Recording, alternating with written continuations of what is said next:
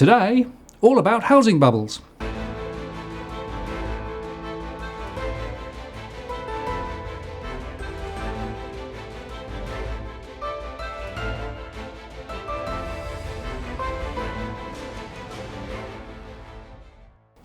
Hello again, it's Martin North from Digital Finance Analytics, What's on latest posts covering finance and property news with a distinctively Australian flavour. And I have a very special guest with me today. You may recognise him, you may not. Joe, hello. Hello, Martin. Great to be with you. Thank you very much for spending some time with me in the studio. We were out at Wollongong this morning. Mm-hmm. Let's just do the introductions. So you, of course, are infamous or famous for a certain podcast. Yes, the Jolly Swagman Podcast, which I started with my uni mate Angus in 2017. I do the podcast myself now. Gus moved to New York. And a lot of the coverage has been on the Australian housing market, which is a pet interest of mine. Right. Well, as you know, it's a pet interest of mine too, and so we have a lot in common. Yeah. And I know that you've been thinking hard about property bubbles, right? And I think it's a really good time to have a conversation around what is a bubble, right? Do we know when we're in one? And what are the consequences of bubbles if they exist? So maybe a historical perspective would be a good place to start, though. Yeah.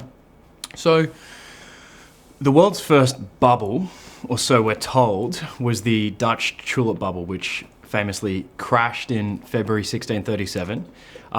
There may have been real estate bubbles before that. In the writings of Livy, you find murmurings of a real estate bubble on the Palatine Hill in Rome. Even before that, there was allegedly a Roman real estate bubble which burst when Caesar crossed the Rubicon. Before there were housing bubbles, there were land bubbles. America and Australia, our histories are bound up in real estate speculation. The Virginia companies of Plymouth and London, which set sail to colonise America from England, were real estate companies. And many of the founding fathers of America were essentially real estate speculators moonlighting as constitutional drafters. Australia too, as early as I think it was 1812 or 1814, Governor Macquarie set a ban on land speculation. You needed to hold the land for a minimum of 5 years. So it was very much a feature of these frontier colonies. Right. So just let me ask, when you say a bubble, right, a common characteristic is speculation. A common characteristic is a very significant inflation in value. Yeah. Does it always have to have a crash? Okay, yeah, so let's talk about, because this is an often used but very poorly understood term, and I think the financial media has a lot of blame to accept here, because bubble makes a great headline and it gets the clicks, but people are incredibly confused about what it really is. So let's clarify that. So let me start this way. Matt Barry and Craig Tyndale, two mates of mine, wrote a famous viral blog post in 2017 called Australia's Economy is a House of Cards. And in the article they say Australia's housing bubble is the longest running housing bubble in the world. And they cite a study the Bank of International Settlements did in 2017 where they said that Australian house prices have increased 6,556% since 1961. But is that really does that mean that a bubble has existed in Australia since the early 1960s? I think it's a strange way to define a bubble to just point to a large price run-up. For example, I can tell you that between 2003 and 2013, real home prices, so adjusted for inflation, increased 13.1% per annum in China's tier 1 cities, so China's most economically successful cities. Is that evidence of a rollicking Sino real estate bubble, or is it just an appropriate reflection of GDP and income growth in China? So that really gets us to the first part of the definition of what is a bubble. You always need some sort of ratio or comparison of prices, the market prices that we observe, to fundamental or intrinsic value. The next question is, what constitutes intrinsic value in the property market? And in the academic literature, there are three sort of broad approaches to measuring intrinsic value. I'll step quickly through each of them. So the first says that, and this goes back to Alfred Marshall in 1890, when he said that, the value of a thing in the long term should correspond to the cost of production. So the first view is that the fundamental value of real estate should be pinned to construction costs. And this view says that land is of sort of limited value because it has agricultural use, but there's a lot of supply, and therefore the key variable is how much it costs to whack up the building on top of the land. I don't think this is necessarily the best measure for fundamental value insofar as the Sydney and Melbourne housing markets are concerned, where supply is relatively inelastic. But in the long run, it's certainly a very powerful way of thinking about housing and what housing's fundamental value should be. The second broad way of thinking about intrinsic value is getting a collection of local economic variables and putting them into some sort of model. So thinking about things like income, interest rates, demographics, and how they interact with supply. And I think this is a very fraught approach. It's open to data mining, omitting important variables, and has a bad track record in housing bubbles in the past. The third approach and final approach is a finance-oriented approach, which is to think, what is the present discounted value of the cash flow generated by the asset? So, in stocks, it'd be the present discounted value of the dividend stream. In property, it's the rents. And I think as a street smart, quick and dirty, back of the coaster heuristic to test the existence of a housing bubble, the price to rent ratio is really important, because here we're building in both those components. The price goes to the market price, obviously, and the rents go to the fundamental value. So there's a chart which we'll put up, which I want to show you. This chart's from John Cochrane, and this is the best one chart portrait, a single image or cartoon depicting a housing bubble that I've ever come across. So what you'll see in the chart is a dotted line.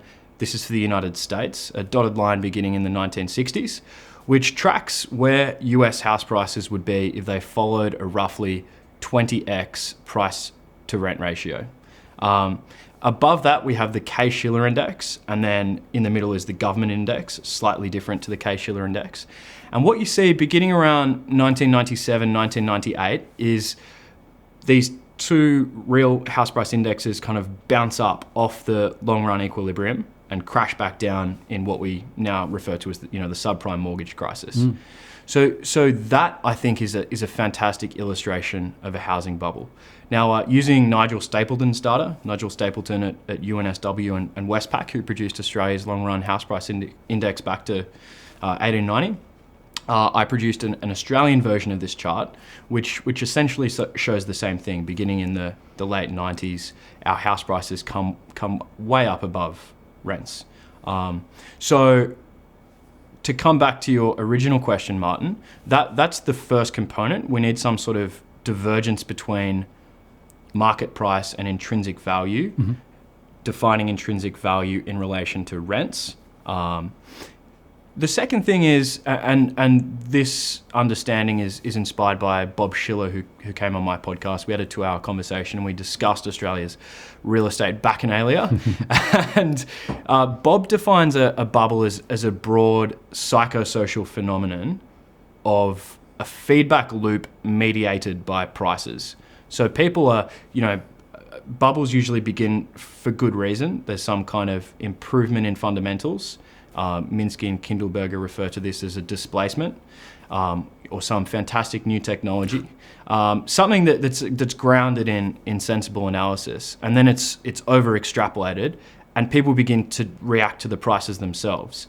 So that is fundamentally a question of anthropology, sociology, psychology, and you want to see whether that speculation is driving the divergence between market price and intrinsic value.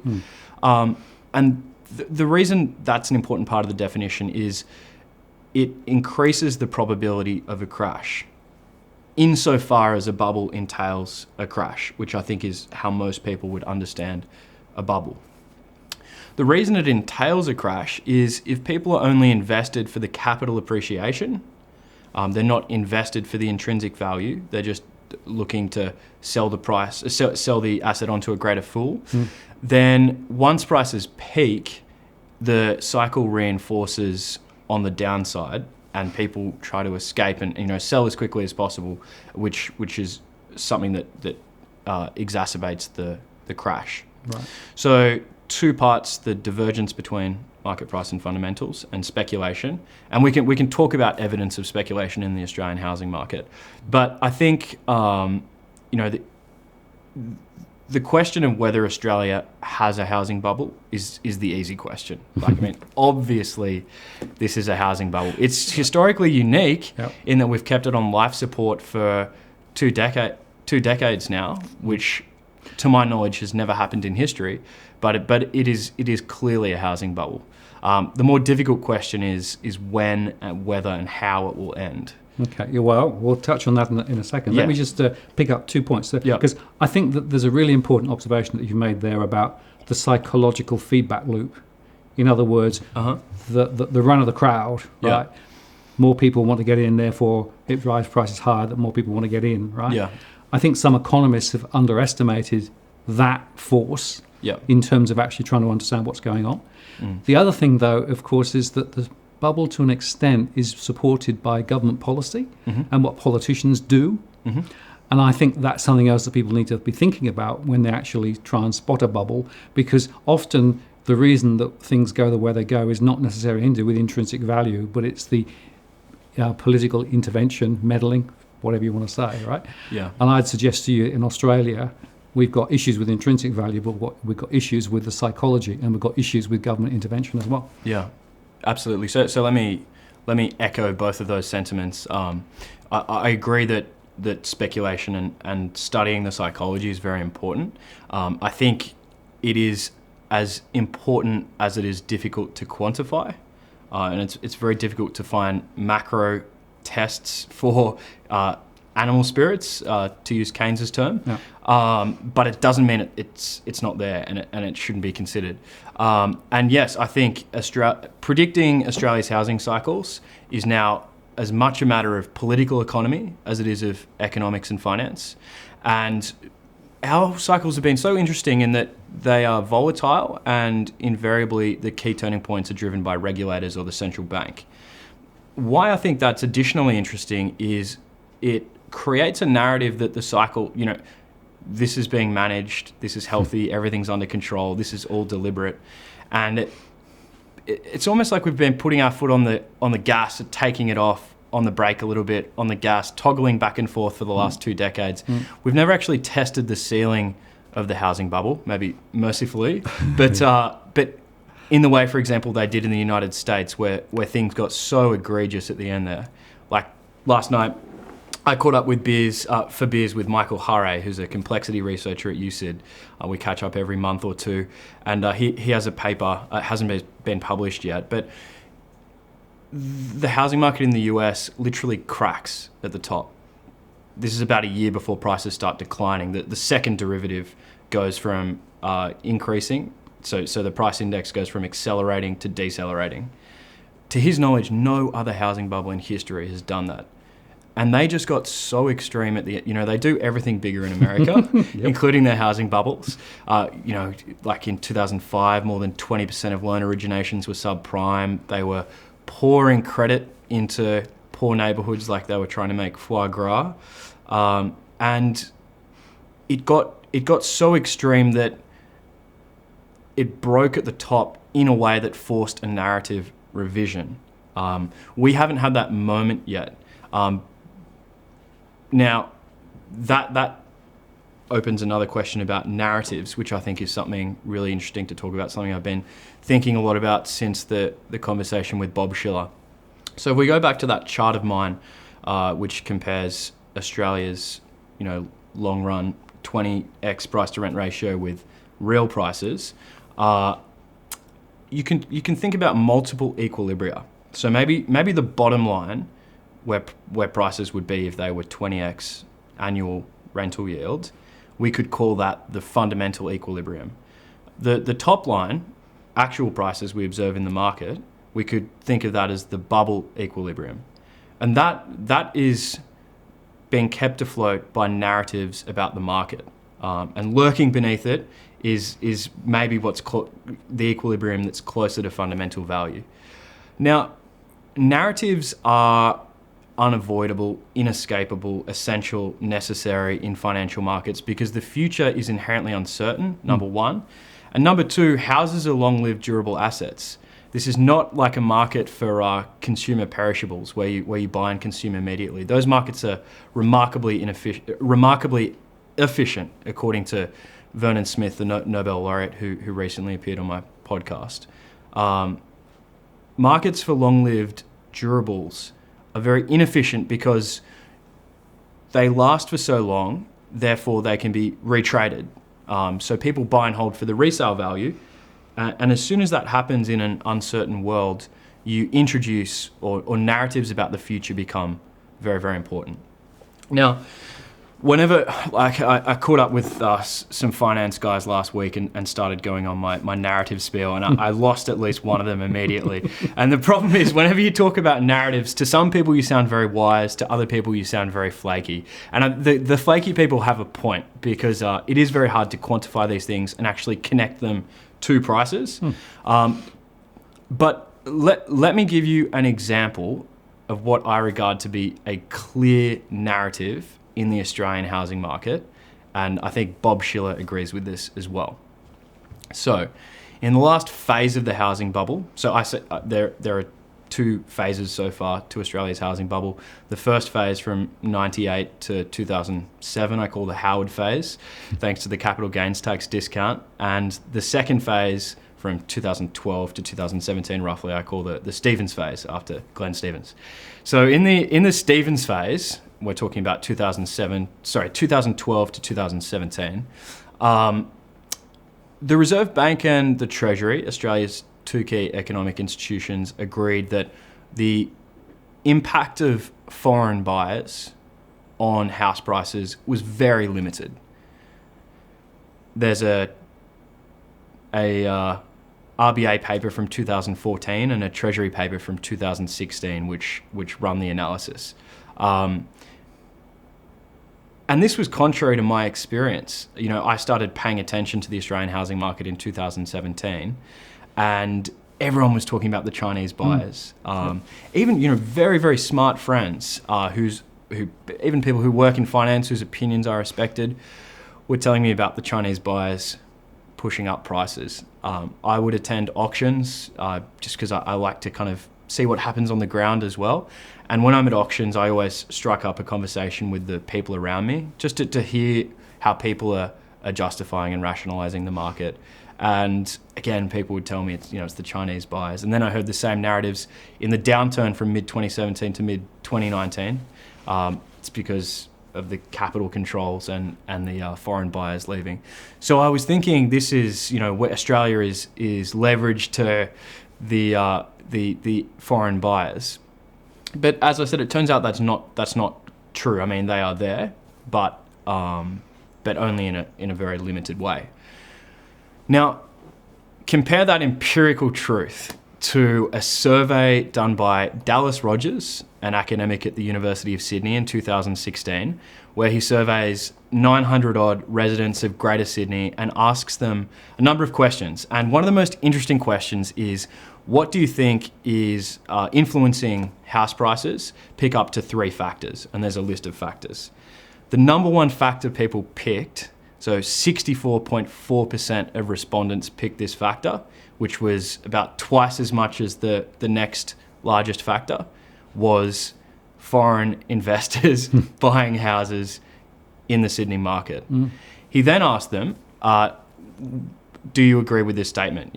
Strongly disagree, neutral, agree, strongly agree. And the statement was, foreign investors have no or a very small impact on house price rises in Sydney. And 77.9% of people strongly disagreed or disagreed with that statement. In other words, gave the wrong answer. Yeah. So that to me is an example of a narrative. And it probably taps into a deeper undercurrent narratives are persuasive in the context of pre-existing narratives.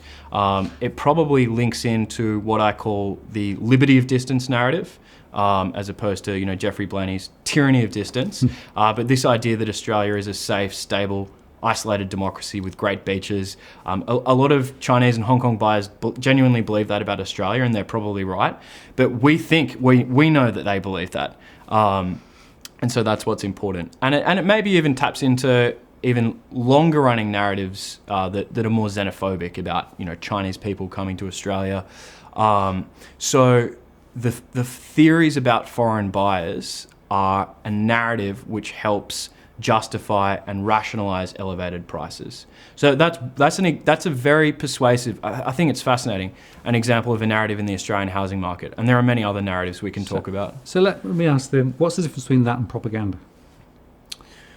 So as I would understand propaganda is devised, produced and emitted by a central authority like a government. And I don't think this narrative is centralized in any way. I think it's a narrative that emerges bubbles up from the bottom, out of the ether, out of the proverbial barbecue conversations. Okay, right. And that's interesting because my surveys echo what you just said, which is that a lot of people 2 or 3 years ago in particular were saying, "Oh, it's foreign buyers," right? Yeah. The truth is, it's probably more to do with debt availability. Yeah. Which was actually, when I do my modelling on home prices and what's driven that, I think that debt is the real question here, right? Yep. People were able to borrow more, that lifted prices, that got people more excited, they were able to borrow more, the banks were able to lend more, and so you had that virtuous circle and the prices went up, right? Now, if that's true, then there's an interesting question that follows from it, which at what point is there so much debt that you can't go on making more debt, right?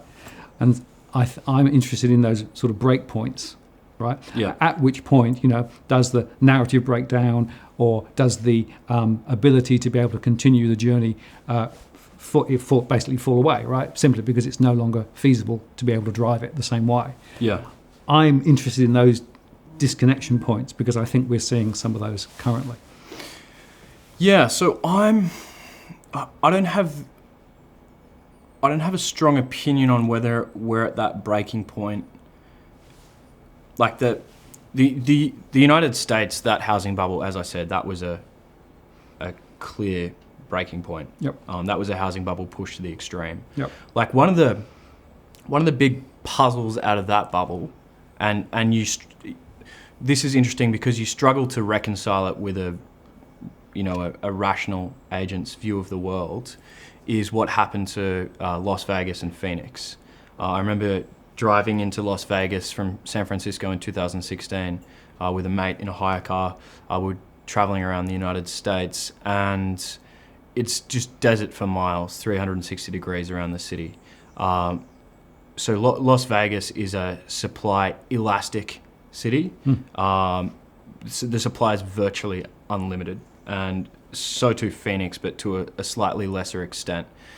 In 2003, the bubble in America started on the West Coast, Seattle, LA, moved to the East Coast, and then started inland as well. So there was kind of a spatial dimension to it. And when it came inland, so Vegas and Phoenix were late to the party, but they made up for it. Prices in Vegas in 2003, real house prices, rose 10%. 2004, they rose 49% in 1 year. In Phoenix, 10% in 2004, 43% in 2005. Like, that is just extreme. And when that happens, you can do some mathematical calculations around what's the capacity of people to carry debt. You're coming up against the ceiling of the bubble. But for Australia, I feel like it's more difficult because we've been just edging this thing for so long. Now, you do raise an interesting question though about how do housing bubbles end. So if we agree that Australia is clearly nursing a big old housing bubble at the moment, then when and how is it going to end. It's very difficult to answer in the abstract how do housing bubbles end. But usually it's in one of two ways. One, there's some kind of credit supply shock, which means that banks can't lend as much, which, as you know, necessarily decreases house prices, and then price belief feedback starts, and then that forces the narrative to change, like what happened in America. And you get to a point where faith in the market is just shattered. So go to Japan, a decade into their lost decade, or maybe it's lost 2 decades now, and you can get fantastic yields in Tokyo. You ask people why they're not investing, and it's because house prices always go down. So eventually the narratives will change after a credit supply shock, but it begins with the credit supply shock. The other way is just the narratives change on their own, and that's sufficient to bring the bubble equilibrium back down. And an example of a bubble that ends that way might be the Los Angeles and Boston housing bubble of the late 1980s. So there were some regional bubbles in America and indeed around the world in the 1980s. And Bob Schiller, for example, thinks that there wasn't a lot that fundamentally changed until the recession of the early 90s, but there were things like the Gulf War, which created a lot of economic uncertainty, and so people started to sour on the housing market. Just to go back to the credit supply shock one, I can tell you exactly when the Spanish housing bubble ended, the Spanish housing bubble of the 2000s. So the Spanish housing bubble of the 2000s ended on the 9th of August 2007. And what happened on the 9th of August 2007 was BNP Paribas announced that it was freezing 3 of its funds because of the securitization market and subprime loans souring in America. And that dried up liquidity to the Spanish banks. The average mortgage loan size dropped from there, and the rest is history. I'll put up a chart by a Spanish economist, Sergi Basco, which shows that. So you can almost pinpoint the moment the Spanish housing bubble broke. So the question is, is Australia going to have a similar credit supply shock? For a while there, I thought, the Royal Commission had done it, but I underestimated APRA. I took APRA at its word when it said it wasn't going to remove the minimum serviceability buffer. Yep. In hindsight, that was a mistake, because if you thought the RBA was also going to cut rates, which I did, that would have been ineffectual without APRA removing the minimum serviceability buffer. So that was kind of mutually contradictory in hindsight. It doesn't look to me like that's the credit supply shock it was anymore. It's just very hard to predict because there's ironclad consensus around the housing bubble on the part of Australia's regulators and governments in a way that just baffles me.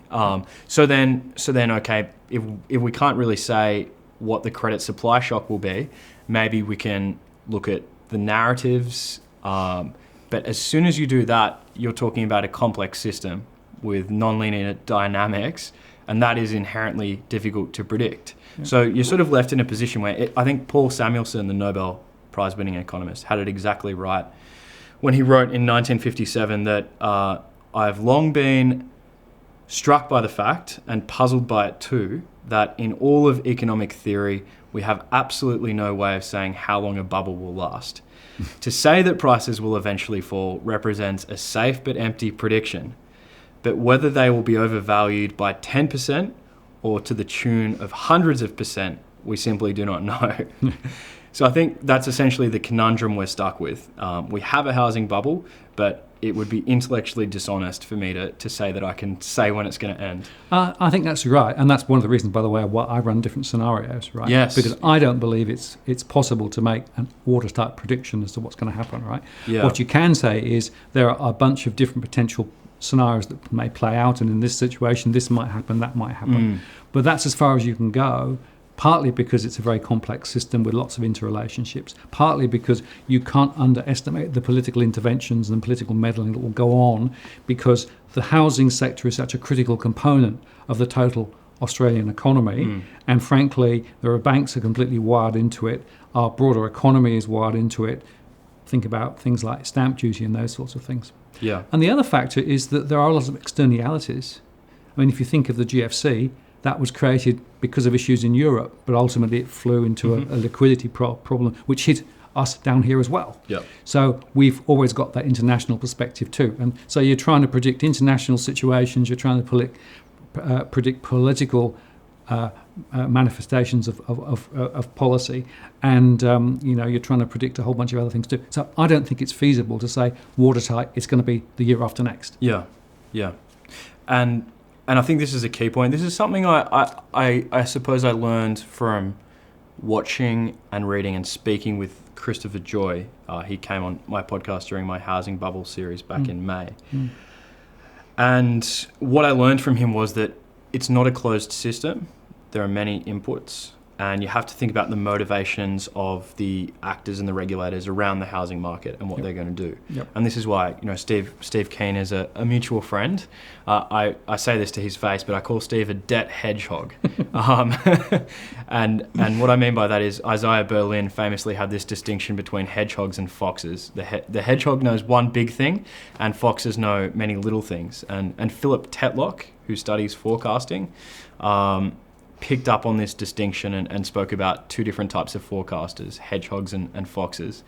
Steve, I call it a debt hedgehog because he has this one big idea, but it's not adequate to produce accurate forecasts. And famously, in 2008, he said house prices would fall by 40% over the next 10 to 15 years. In other words, in 15 years. And he was proved wrong because he had this very myopic view of what he thought was the important variable, but these things can go on for so long, especially when there's an ironclad consensus that it should. And it almost becomes a force of will, doesn't it? Right? If enough people in political circles and economic circles and everything else all say, no, we're not going to allow this to go off the rails, and ScoMo did that, right? Yeah. If you think of his speech just before the election. So you can know that there is a very strong consensus among many different institutions in Australia, all supporting this thing. Right? The question is, will gravity ultimately win or not? And at what point might it win? And that is an impossible question to answer. Yeah.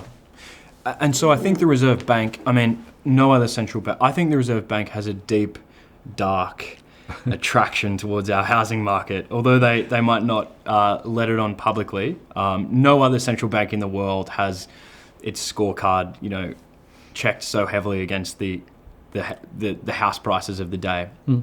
And I think they'll be secretly hoping that we can kind of grow into this bubble. Whether we do is an open question. And to me, the question ultimately becomes incomes. Right? Yeah. If the rate of change of income continues as anemic as it is in real terms, to my mind, that's going to put a limit on just how far this thing can stretch. Yeah. Right? Because we know that more and more households are actually more and more leveraged. Yeah. And the banks, by the way, are also tighter than they were on their lending standards now. So I do think it comes back to an income growth question. Yeah. Let me pick up on that. Yeah. So I attend a lot of property investor seminars as an anthropologist. And people watching is always fun. Yeah, I'm surprised I haven't been blacklisted yet. But now, unfortunately, I missed my favourite one a few months ago, which is Dimfner Beholt's I Love Real Estate. She had like a 2-day super summit in Sydney. I couldn't go. Probably had things to do with my friends or something. I can't quite remember. But fortunately, she published her keynote speech as a podcast, so I listened to the podcast, and there was a really interesting moment where she asks the crowd, if we experience the same house prices growth over the next 25 years as we experienced in the previous 25 years, what do you think the median value in Sydney will be? And she leaves it hanging, and people start shouting out numbers like 2 million, 3 million. And she waits, and then she says, no, try $6.349 million. Yeah. And I just thought, wow, this is extrapolation at its finest. Now, subsequently, I went to a seminar in Western Sydney about 2 weeks later, and they had the same figure, $6.349 million is the median extrapolated house price for Sydney. Right. And I thought, where are they getting this from? And eventually I tracked it down. I was talking to a friend who actually pointed me in the direction of a report done by Aussie Home Loans in 2017, which was the extrapolated median values for Australia and the capital cities by 2043. So this is where all of the seminar gurus got it from. Yep. Now, if you assume 3% annual wages growth to 2043, a median Sydney property price of $6.349 million would imply a price to income ratio of 26x. Yeah, absolutely. Yeah. So you'd have to be looking at a mortgage of 50 to 80 years. Yeah. Right? And maybe intergenerational mortgages are the way to solve the problem. Yeah. But you know. Well, again, so that comes back to the political economy question. Absolutely. And this is why it's very hard to predict these things. Absolutely. Yeah. But I still think it's, maybe in some sense we could say it's poor process. It's an example of what the psychologist Amos Tversky would call non-consequential reasoning. Oh, yeah. Or what maybe Andre Schleifer would call believing that trees can grow to the sky. So I find it hard to reconcile beliefs like that Sydney house prices could grow to come in line with a 26x price to income ratio with rational agent models. And it suggests to me that the narratives are very exuberant and therefore fragile. Yep. So here's my observation. If you look at what happened with income growth in the early 2000s and the freedom of lending growth, so both of those were very strong. Yeah. That correlated to very significant property price growth. Yeah. Right? Neither of those are now true. Yeah. So that's why I believe there is going to be a point at which the bubble cannot get any bigger. Then the question is, well, does it go sideways or then does it begin to deflate? And that's an unknown. But that's from my modelling, and that's basically looking at the rational, data-driven views. But then you've got this other view that you touched on earlier on, which is the psychology over the top, the herd instinct, and that clearly can still support the bubble longer. Yeah. The reason I think a flatlining might be unlikely is you have so many negatively geared investors in the market. So on the last ATO tax data, we have about 1.3 million Australians with at least one negatively geared investment property, a little over 300,000 with two or more negatively geared investment properties. And quite a few with 15 and 20, by the way. Yeah, that's right. My friends who I regularly meet at my seminars.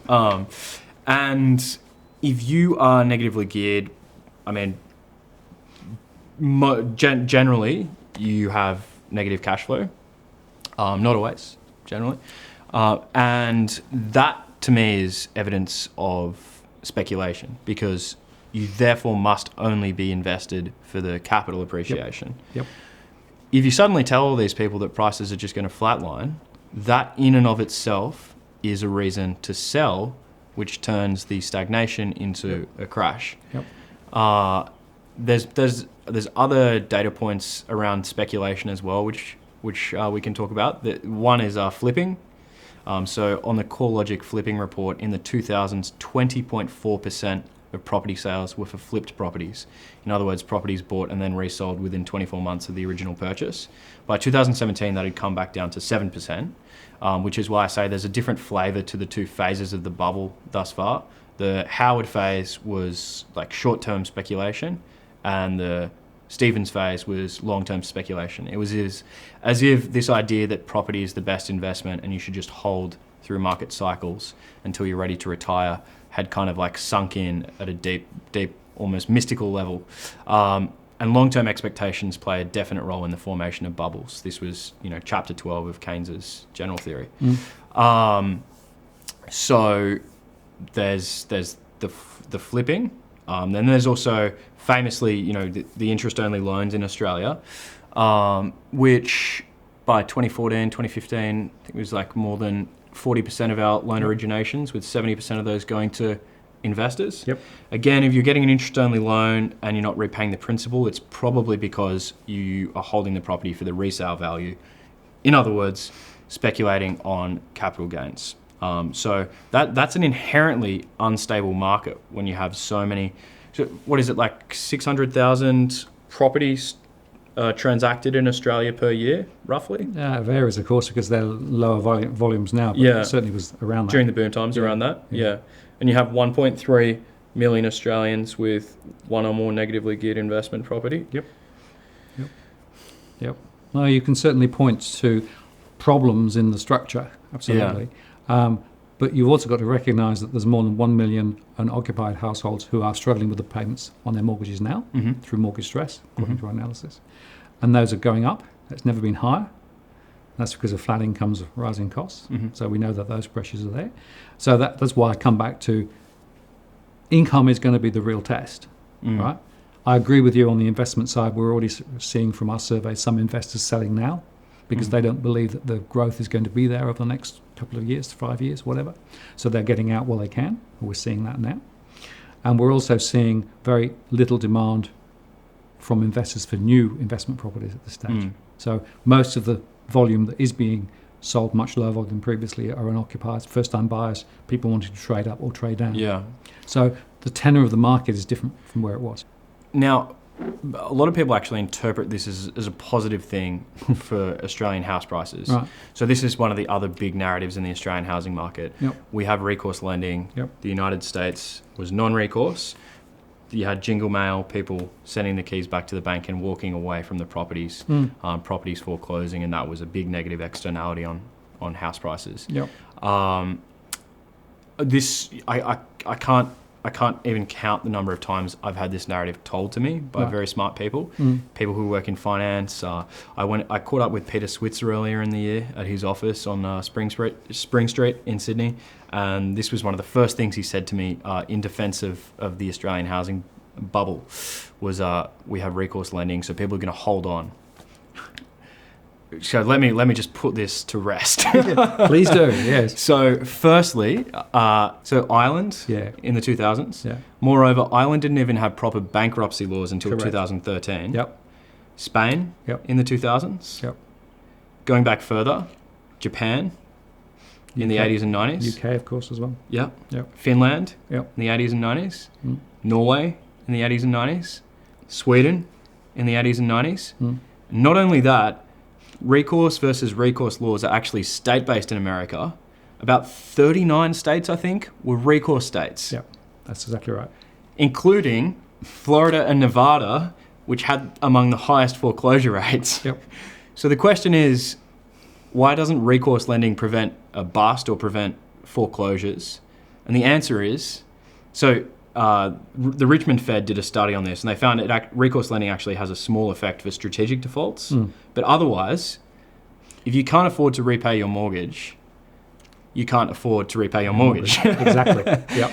And on top of that, in the toxic political environment that surrounds a major housing bust, like banks just aren't going to enforce it. Like, can you imagine Commonwealth Bank going after people? And that's the really interesting point, right? Yeah. And it's what I keep saying, right? If you were to have a crash, right? If there were a lot of people in default, people wouldn't be foreclosed. Yeah. It just wouldn't happen. Exactly. Because one, what would the bank do with thousands and thousands and thousands of properties all in default? Yeah. Right. And two, what would it mean in terms of their overall book? Yeah. Every way you look at it, it doesn't make any sense. Yeah. And so to bring this point to a close, if anything, the presence of recourse lending should make you more concerned. Absolutely. Because it creates a false sense of security for the lenders. Yep. They think there's collateral. Yep. They think it's safe. Yep. And they're more lax in their lending standards, and there's more toxic loans. Absolutely. And the thing that people haven't realised is that when the banks are doing their mark-to-market, as they quite often do now, they're doing it at an SA3 level.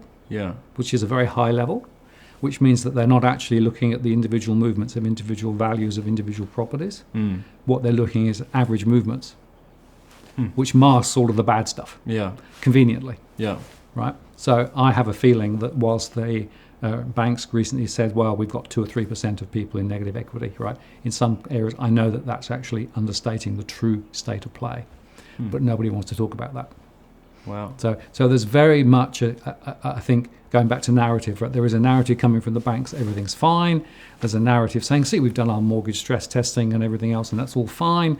But if you look carefully at the way it's done, it is actually skewed to be able to actually build a positive story rather than perhaps reality. Yeah. So we won't know until the tide goes right out what the true state of those mortgage books are. But my own view is that many lenders have bigger holes in their books than they think they have. Right. Yeah. I wouldn't be surprised. Okay, so as we come to the end then, we can't predict when the bubble is going to end. No. We know that there are multiple factors that are actually influencing it. Yeah. But of those multiple factors, which do you think is the most significant? I mean, my first response would be to say mortgage credit. You know, in the up and the down, it's usually always about the availability of credit. Right. Like, if people can get their hands on credit, they'll get their hands on credit. Yep. So I think that is pretty key. And the reason I think it's still the most important of the factors is the narratives around the Australian housing market were kept fairly intact during the downturn of 2 years. We had the regulators and the authorities were very good at managing the narrative. This is a healthy mid-correction slowdown, which in hindsight it probably was. So my answer would be credit availability. Okay, interesting, because that's, as you know, my major thesis as well. That's of all of the factors in the mix, that's a pretty critical one. So we're watching those numbers very closely. Yeah. Okay, well, I've really appreciated your time today. It's been a really fascinating conversation. Where can people find about your podcast? So you can find my podcast wherever you listen to your podcasts. It's called the Jolly Swagman Podcast. I put out episodes roughly every week or two. You can find me on Twitter. My handle is @JosephNWalker. You can also find the podcast on my website, which is www.josephnwalker.com. Terrific. Thank you very much for your time today. It's been really interesting. And we'll have to tic-tac again as this bubble blows, inflates, explodes. Who knows? Interesting times. It's been a pleasure, Martin. Thank you very much. Martin North, Digital Finance Analytics. Many thanks for watching. We'll see you again next time.